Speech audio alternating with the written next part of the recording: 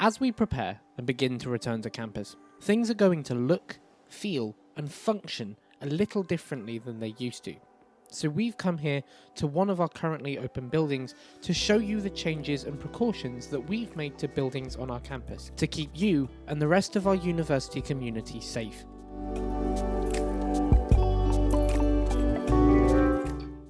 Upon entry, certain buildings will require sign-in and sign-out routines. That means we can know who has entered and left the building safely and make sure the flow of people is controlled to maintain social distancing. Here, as an example, we had separate spaces and instances for clean and used pens.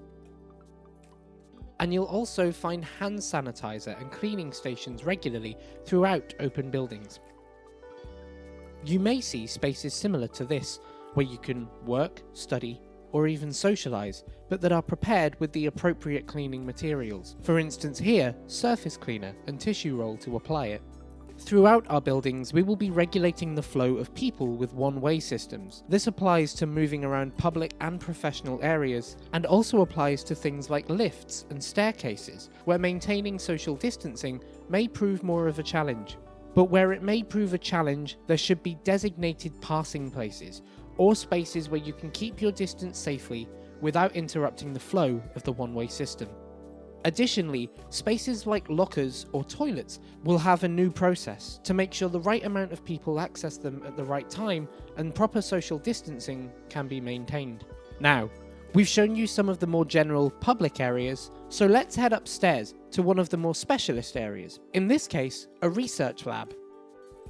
In smaller or tighter spaces such as this corridor, we'll be operating a one-person, two-way system.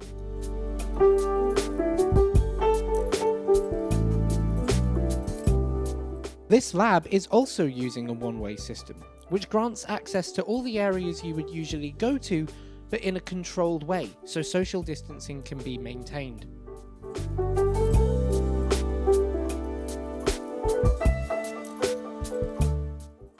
There should also be lots of signage around to highlight how many people is appropriate for the space you're in.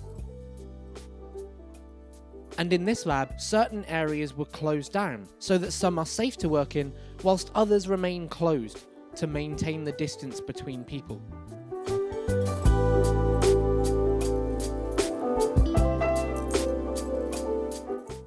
These are just some of the examples from one building of the measures we are taking to make sure that you and all the other members of our university community are safe as and when they return to our campus.